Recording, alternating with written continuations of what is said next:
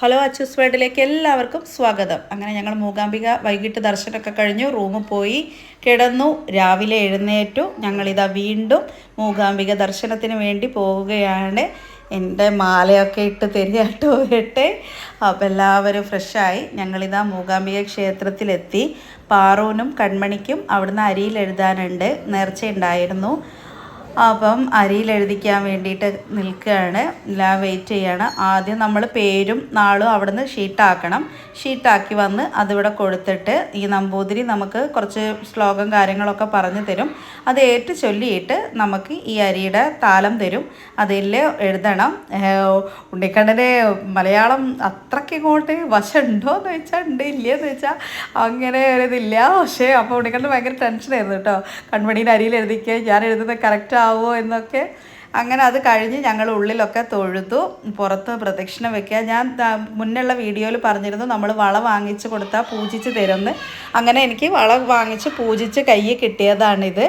അപ്പം രാവിലെ നല്ല അത്യാവശ്യം വലിയ തിരക്കെന്ന് പറയാനില്ല, എങ്കിലും അത്യാവശ്യം തിരക്കൊക്കെ ഉണ്ടായിരുന്നു. അത് കഴിഞ്ഞ് ഞങ്ങൾ അവിടെ തൊട്ട് മൂകാംബിക അമ്പലത്തിൽ നിന്ന് ഇറങ്ങി ഒരു കുറച്ചിങ്ങോട്ട് മുന്നോട്ടൊരു ഇത്തിരി നടന്നാൽ ഒരു മഹാലക്ഷ്മി എന്ന് പറയുന്ന ഹോട്ടലുണ്ട്. അവിടെ തലേന്ന് രാത്രി ഞങ്ങൾ അവിടെ തന്നെയാണ് ഫുഡ് കഴിച്ചത്. നല്ല ഫുഡ്, നമ്മൾ വീട്ടിൽ നിന്ന് ഉള്ള എങ്ങനെ കഴിക്കുന്ന അതുപോലത്തെ ടേസ്റ്റുള്ള ഫുഡ്. ഞങ്ങൾ പുട്ടും കടലക്കറിയും, പിന്നെ കൺമണീൻ്റെ ഏറ്റവും ഫേവറേറ്റ് ആണ് പൂരി മസാല. പാറു പിന്നെ മസാല ദോശയുടെ ആളാണ്. പാറുവിന് പിന്നെ പുറത്തിറങ്ങി കഴിഞ്ഞാൽ മസാല ദോശ സാമ്പാർ ഇത് കിട്ടിയെങ്കിലേ പാറു പിന്നതാവുള്ളൂ. കൺമണിക്ക് പൂരി മസാലയും. അപ്പം അങ്ങനെ ഫുഡും ഒക്കെ കഴിച്ചു. ഞങ്ങൾ കുടജാദ്രിയിൽ ഇത്തവണ പോയിട്ടില്ല, കാരണം അവിടേക്ക് മലയുടെ മുകളിലേക്കൊക്കെ പോകുമ്പം എനിക്കൊരു ചെറിയൊരു ബ്രീത്തിങ് പ്രോബ്ലം എനിക്ക് ഇപ്പോൾ ഈയിടെയായിട്ടുണ്ട്. അപ്പോൾ എനിക്കൊരു പേടി, അത്രയും മുകളിലേക്കൊക്കെ പോകുമ്പം ഈ ബ്രീത്തിങ് പ്രോബ്ലം എന്തെങ്കിലും പ്രശ്നമാവുമോ എന്നൊരു പേടി. രാവിലെ ഞങ്ങൾ മൂകാംബിക ഒരു 7-8 പ്രാവശ്യം തൊഴുതു കേട്ടോ, കാരണം ഞങ്ങൾ തൊഴുന്ന സമയത്ത് അത്ര തിരക്ക് വരുന്നില്ല. അപ്പോൾ ഞങ്ങൾക്ക് ഇന്നിങ്ങോട്ട് തിരിച്ചു പോരുകയാണല്ലോ, ഞങ്ങൾ അവിടുന്ന് ഈ ഓം എന്നെഴുതിയ കുർത്തി അവിടുന്ന് കടയിൽ നിന്ന് വാങ്ങിച്ചു. അപ്പം നമ്മുടെ ഷേപ്പിനൊത്തല്ല. അപ്പോൾ അവിടുന്ന് ഇതാ അമ്പലം കണ്ടല്ലോ ദൂരെ കുറച്ചവിടെ, അവിടുന്ന് ഇങ്ങോട്ട് വന്ന ഒരു തയ്യൽ കട ഉണ്ട്. നമുക്കൊക്കെ പെട്ടെന്ന് അവർ തയ്ച്ചു തരും കേട്ടോ, നമ്മുടെ അളവിനനുസരിച്ച് അത് തയ്ച്ചു തന്നു. ഞങ്ങളെല്ലാവരും ഇനി മുരുദേശ്വറിലേക്കാണ് പോകുന്നത്. അപ്പോൾ മൂകാംബിക ദർശനം കഴിഞ്ഞു, ഞങ്ങൾ റൂമിൽ നിന്ന് സാധനങ്ങളൊക്കെ എടുത്ത് ഞങ്ങളിനി മുരുദേശ്വറിലേക്കാണ് കേട്ടോ യാത്ര.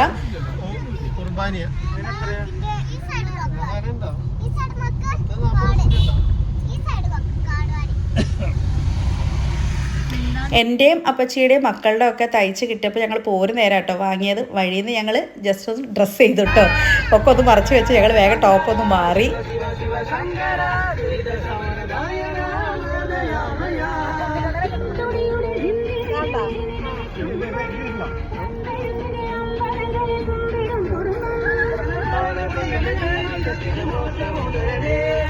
അങ്ങനെ ഞങ്ങൾ പാട്ടൊക്കെ പാടി വരുമ്പോഴാണ് വരുന്ന വഴിയിൽ നല്ല മനോഹരമായൊരു സ്ഥലം കാണുന്നത് കേട്ടോ.